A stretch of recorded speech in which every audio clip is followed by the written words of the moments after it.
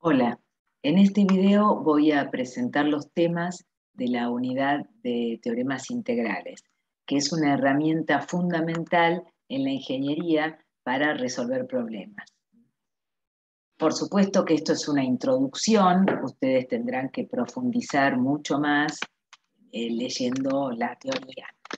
Bueno, en principio vamos a presentar los operadores vectoriales. Vamos a trabajar en particular en R3.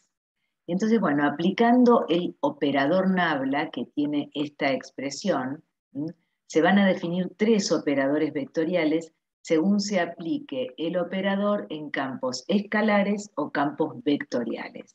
Bueno, aplicándolo al operador nabla en un campo escalar, ven acá, campo F con dominio en R3, en R, diferenciable, el dominio abierto, ¿no? Las hipótesis para que exista esto que ustedes ya conocen, que es el gradiente, es decir, el gradiente del campo escalar, la derivada parcial del campo respecto de X, la derivada parcial del campo respecto de Y, la derivada del campo respecto de Z, es un vector, o sea, el gradiente es un campo vectorial, que, bueno, ustedes ya lo conocen, indica la dirección de máximo crecimiento del campo.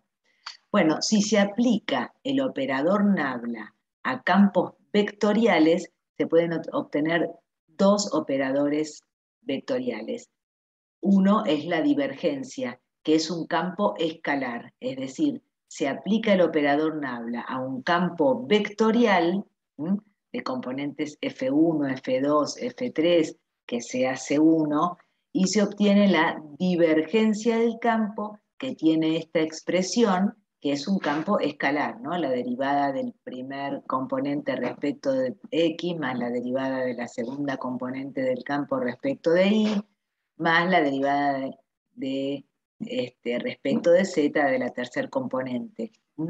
Esta expresión se puede pensar, pero a título de notación, como el producto escalar o el producto interno entre nabla y el campo. Pero ojo, esto es solo por notación, porque nabla no es un vector, no tiene sentido solo porque no está aplicado en nada. Entonces, esto es una notación para recordar más sencillamente esta expresión.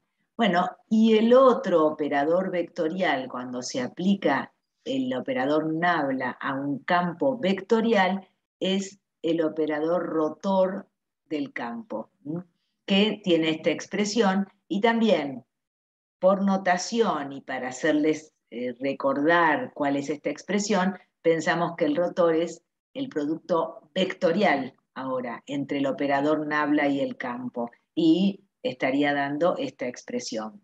Pero esto es solo notación. Bueno, otra definición más es el laplaciano aplicado a un campo escalar, ahora es un campo C2, porque la expresión de este operador, nabla al cuadrado de f sería la forma de expresarlo, es la derivada segunda de f respecto a x dos veces, más la derivada segunda de f respecto a y dos veces, más la derivada segunda de f respecto a z dos veces.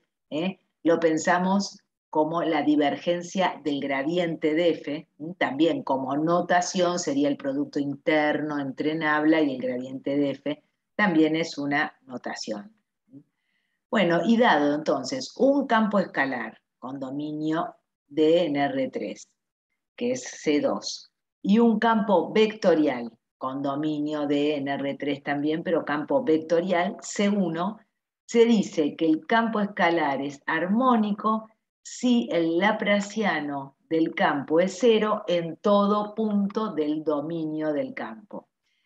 El campo vectorial es solenoidal si la divergencia del campo es cero para todo punto del dominio. Y se dice que es irrotacional si el rotor del campo es el vector nulo en todo punto del dominio.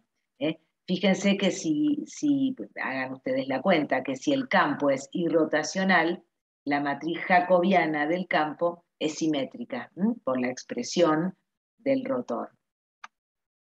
Bueno, ahora sí empezamos con el teorema de Green, que va a relacionar la circulación de un campo en R2 alrededor, a lo largo de una curva, con una integral doble sobre la región, que la región encerrada por la curva.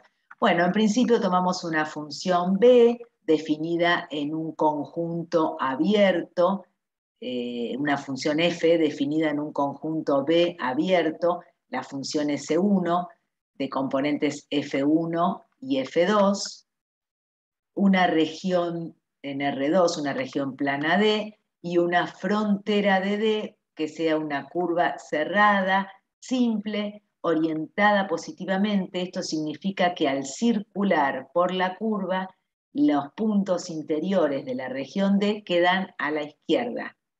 Entonces, y bueno, la región D y su frontera están incluidas en el dominio abierto del campo. Dado que se cumplan todas estas hipótesis, se cumple que la circulación del campo a lo largo de la frontera de la región D orientada positivamente es igual a la integral doble sobre la región D de esta expresión, es decir, la derivada parcial de la segunda componente respecto a X menos la derivada parcial de la primer componente del campo respecto de Y. Bueno, si se fijan, esta expresión también nos ayuda a profundizar un poco respecto a campos conservativos, porque si hay un campo F que su matriz jacobiana es simétrica, es decir, la derivada de F1 respecto de Y es igual a la derivada de F2 respecto de X, entonces esta expresión en la integral, en la integral sobre el dominio D es cero, por lo tanto, la circulación alrededor de la curva frontera de D es nula. Ahora, si además la región sobre la cual está definida, la región B, sobre la cual está definido el campo, es un conjunto simplemente conexo, entonces la circulación a través de cualquier curva cerrada incluida en este dominio va a ser cero y el campo va a ser conservativo. Bueno, hagamos un ejemplo para aplicar este teorema de Green.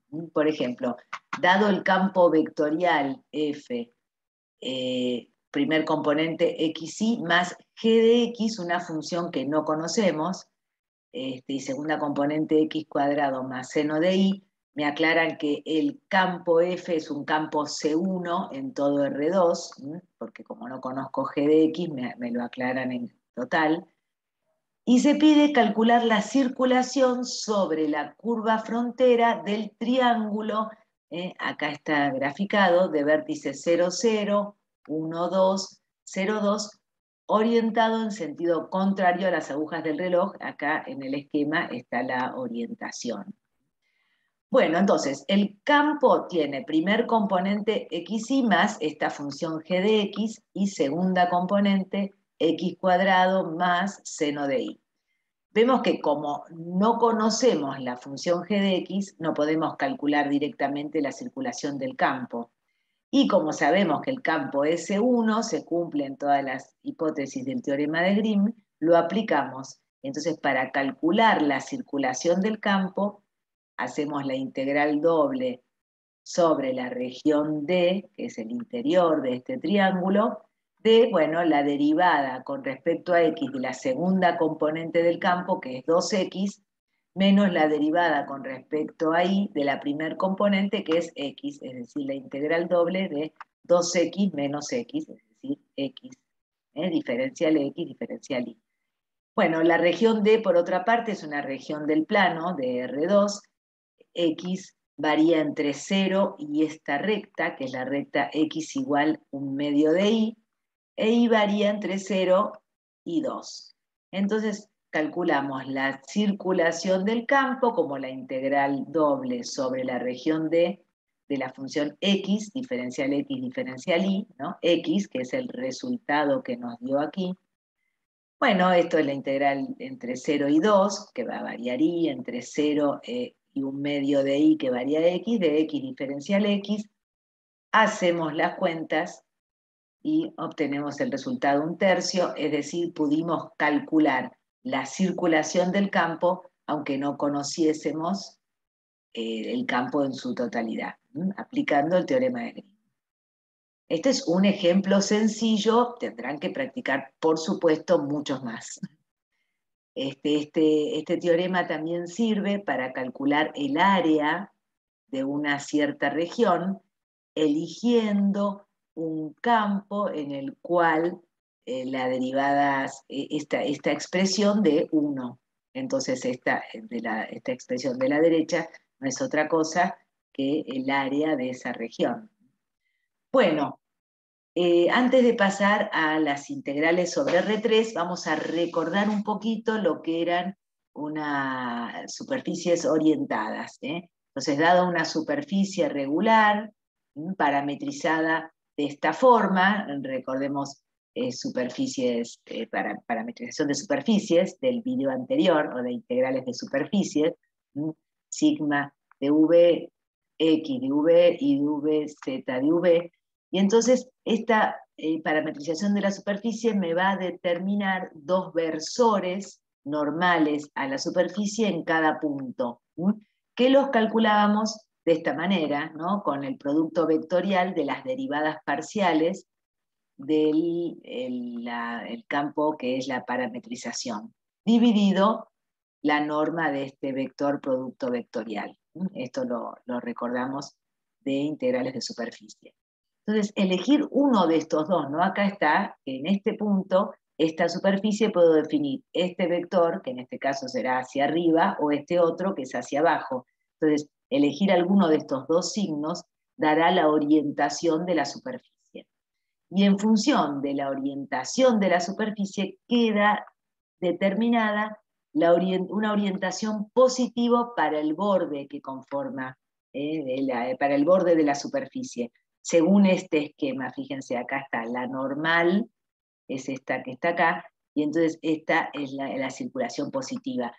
¿Cómo se obtiene? Si se circula por el borde sobre la superficie, los puntos de la superficie deben quedar a la izquierda. Observen claramente estas dos figuras, que con eso lo van a poder entender bien. Bueno, no todas las superficies son orientables. La superficie no orientable más común es esta superficie que se llama cinta de Moebius. En particular, una superficie es orientable cuando se pueden establecer claramente dos caras. En la teoría van a encontrar definiciones más completas, por ejemplo, la continuidad del vector normal a través de una curva cerrada dentro de la superficie. Pero bueno, nosotros vamos a trabajar siempre con superficies orientables. Bueno, teorema de Stokes. Vamos a empezar con el teorema de Stokes. Entonces vamos a dar las hipótesis del teorema. Entonces, dada un campo vectorial F con dominio D incluido en R3, campo que sea C1 en el dominio D, una superficie, como tengo acá en azul, una superficie incluida en el dominio, una superficie abierta, regular y orientada con algún versor normal. Acá yo le puse este versor normal, podría haber sido otro. Y el borde, la curva borde de S, que sea una curva regular o regular a trozos, orientada positivamente en función del vector versor o vector normal que determinamos para la superficie. Y entonces, dada estas hipótesis, se cumple que la circulación del campo a lo largo del borde de la superficie es igual al flujo del rotor a través de la superficie. Pero lo interesante de esto es que es el flujo del rotor a través de cualquier superficie tal que éste sea su borde. Y bueno, la circulación con orientación positiva según la superficie que elegimos. Bueno, también aquí vemos que si el campo es irrotacional, es decir, que habíamos visto que la matriz jacobiana es simétrica y está definida en un conjunto simplemente conexo, la circulación del campo sobre cualquier curva cerrada es nulo y el campo es conservativo. En este caso, si el campo es irrotacional, es decir, el rotor es cero, sobre la curva borde es cero, pero si la circulación es nula. Pero si además el dominio del campo es un conjunto simplemente conexo, será nula a través de cualquier curva cerrada incluida en el dominio del campo. Y el campo será conservativo. Bueno, es una profundización de campos conservativos. Bueno, veamos un ejemplo del teorema de Stokes. Entonces, dado este campo vectorial, primer componente es 1 menos 2z, segunda componente es e a la i por coseno de i cuadrado, tercer componente 2i más coseno de z, se pide calcular la circulación del campo sobre la curva borde de S, y S es la superficie esta, de ecuación z igual 1 menos x cuadrado menos y cuadrado, con z mayor o igual que 0, indicar en el dibujo la orientación elegida para la curva, para la circulación de la curva.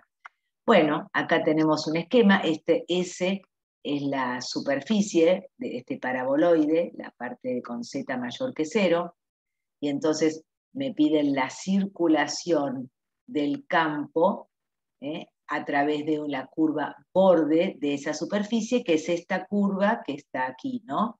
Pero bueno, vemos que calcular la circulación del campo realmente es muy complicado. Miren cuál es la ecuación del campo. Y como el campo S1 se cumplen las hipótesis del teorema de Stokes, vamos a calcular la circulación del campo calculando el flujo del rotor sobre la superficie.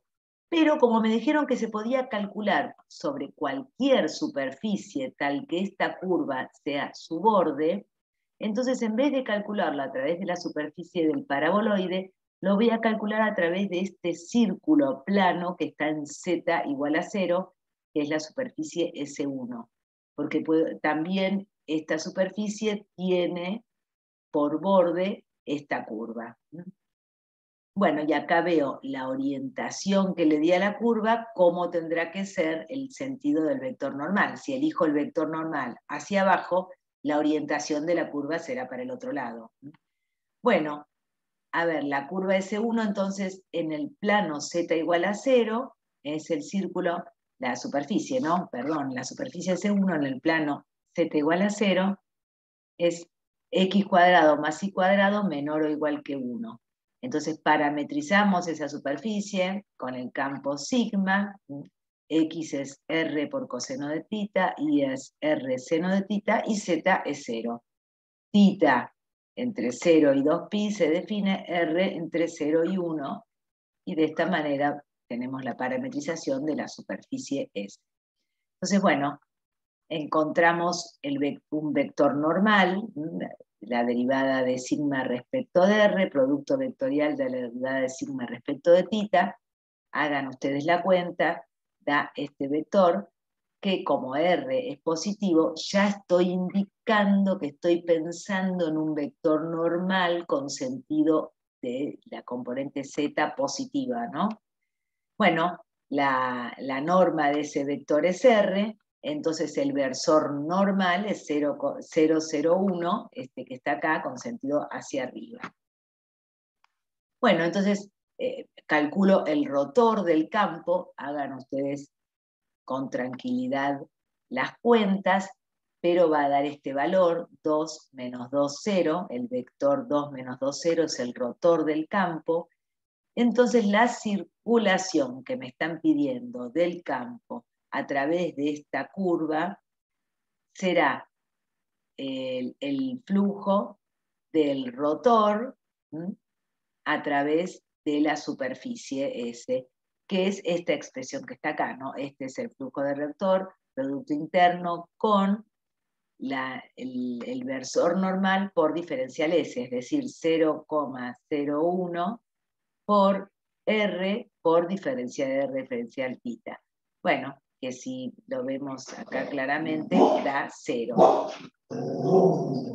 Bueno, la circulación alrededor de esta curva es nula en este caso, pero ojo, el campo no es conservativo, porque el rotor no es nulo, es decir, alrededor, a lo largo de esta curva, la circulación del campo da 0, pero alrededor de cualquier otra curva no tiene por qué dar 0, por supuesto, porque el rotor, este campo no es irrotacional.